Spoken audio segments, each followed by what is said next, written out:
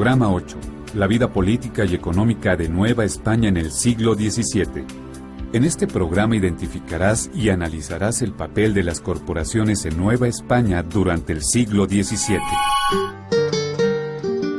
Si entendemos por corporaciones los grupos habitantes que en una forma u otra se juntan para defender intereses comunes, hay corporaciones civiles que son los gremios profesionales, por ejemplo, el gremio de los doradores, de los joyeros, de los curtidores, de los libreros, pero también hay gremios o corporaciones, mejor dicho, religiosas, como son las cofradías, que son especies de asociaciones de gente que rinde culto a un determinado santo, por lo regular un santo de la parroquia o un santo al que tienen una devoción particular, y estas asociaciones ven por el bien de las familias y de los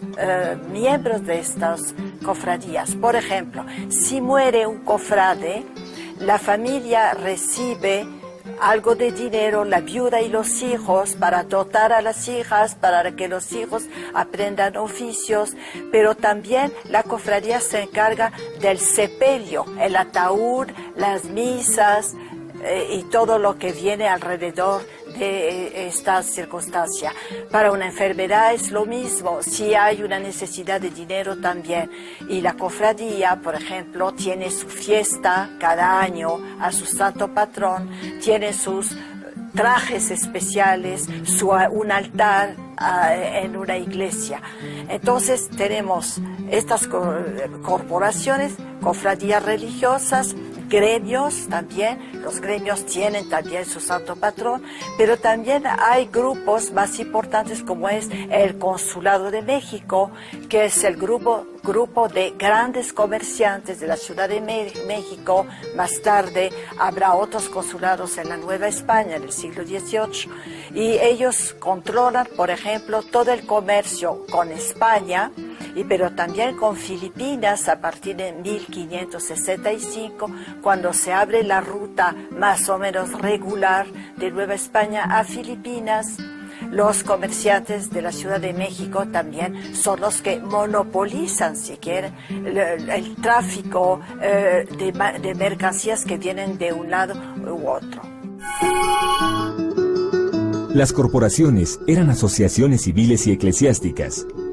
Algunas corporaciones civiles se basaban en las relaciones comerciales, como el Consulado de Comerciantes de la Ciudad de México, en la práctica de un mismo oficio como los gremios de artesanos y en los intereses políticos como las audiencias. Por otro lado, las corporaciones eclesiásticas comprendían agrupaciones como las órdenes religiosas o el Tribunal del Santo Oficio.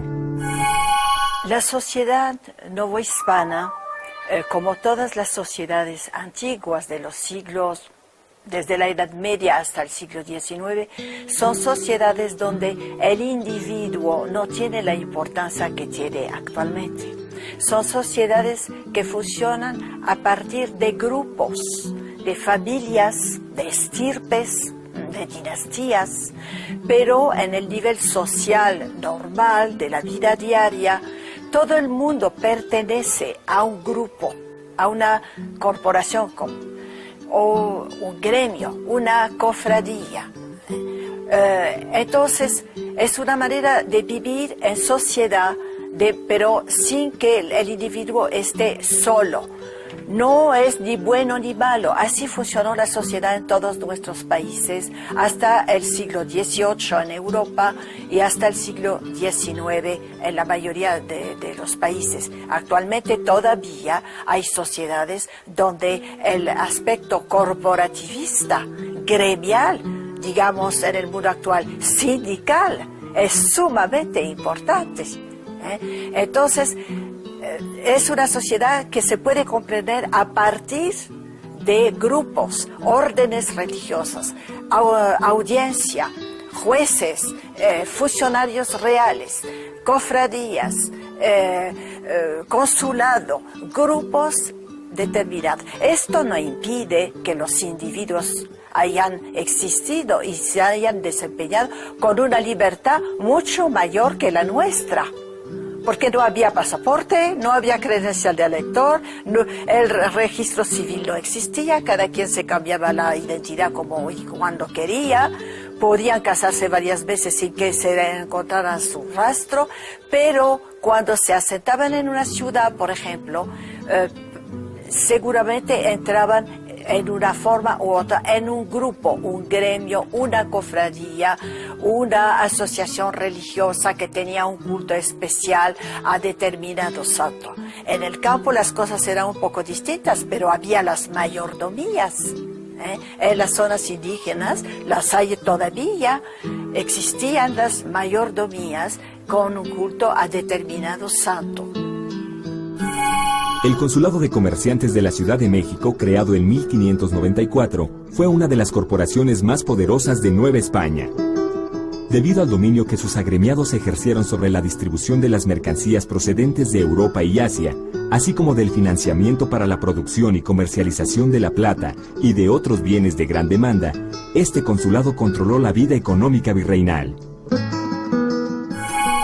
Los individuos que pertenecían a una corporación, sea la que fuera, tenían obligaciones de pagar cuotas, obviamente, cuotas que servían para obras de la corporación, como si era una cofradía, levantar un altar a determinado santo, organizar su fiesta, por ejemplo, o colaborar en una especie de caja común para efectivamente ayudar a una familia que tuviera necesidades, un entierro, una enfermedad, dotar una hija.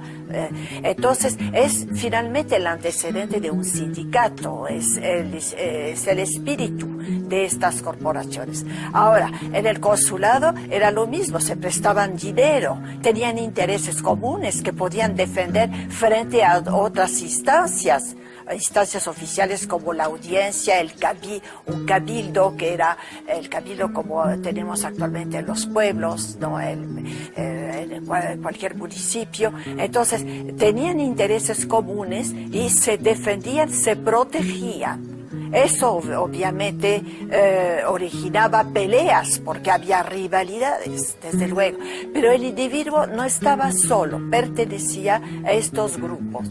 Tenía obligaciones de pagar de su persona. En las mayordomías indígenas, por ejemplo, el mayordomo tenía que pagar la fiesta del patrono hasta la fecha, lo cual representa gastos muy cuantiosos.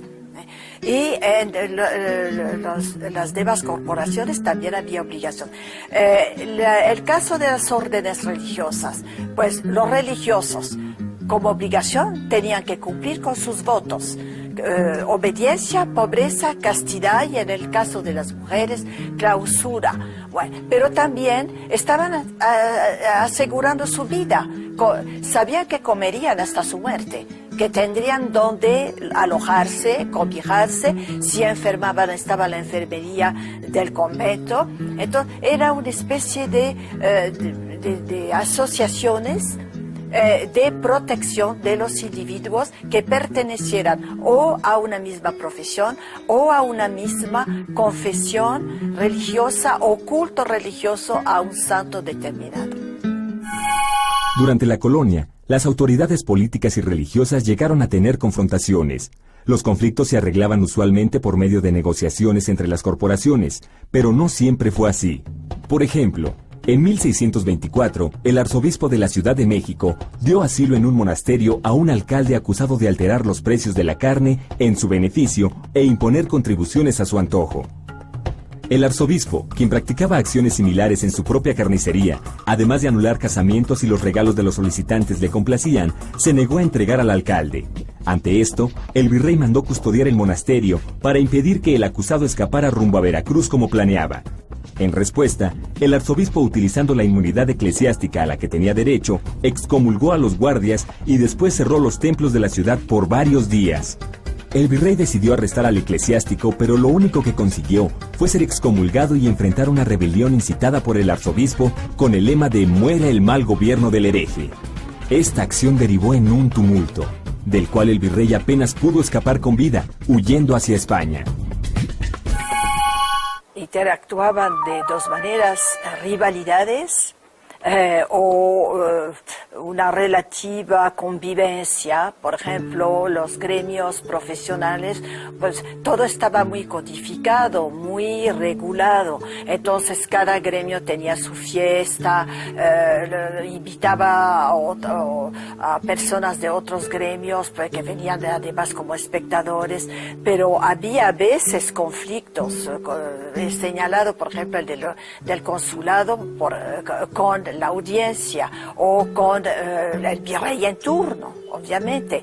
Cada corporación veía por sus intereses y como en todas las sociedades donde hay intereses diversos que no forzosamente coinciden, había rivalidades. Pero en la mayoría de los casos, cada quien tenía su espacio, su terreno y se desenvolvía en lo suyo.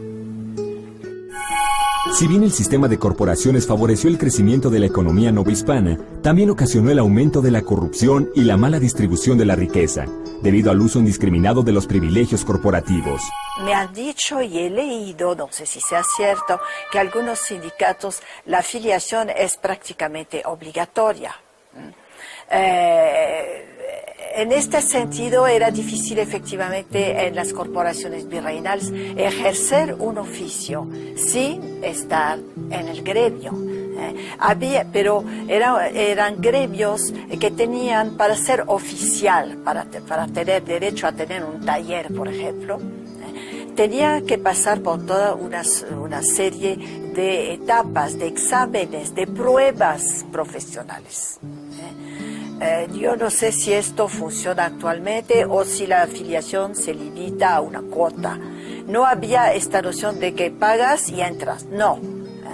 Para ser oficial del gremio, por ejemplo, de batiojas, que eran orfebres que batían la hoja de oro para hacer joyas, para los cederos, fabricantes de seda, reservados a los españoles, había que pasar por toda una serie de pruebas. Luego había una especie de monopolio. Ahí sí, no iban a tolerar a un artesano que abriera su tienda y pretendiera trabajar sin ser del gremio. Había reglamentos muy estrictos. Entonces, esta diferencia tal vez no sea evidente entre el sistema virreinal y la actualidad. Lo que le puedo decir es que no había líderes.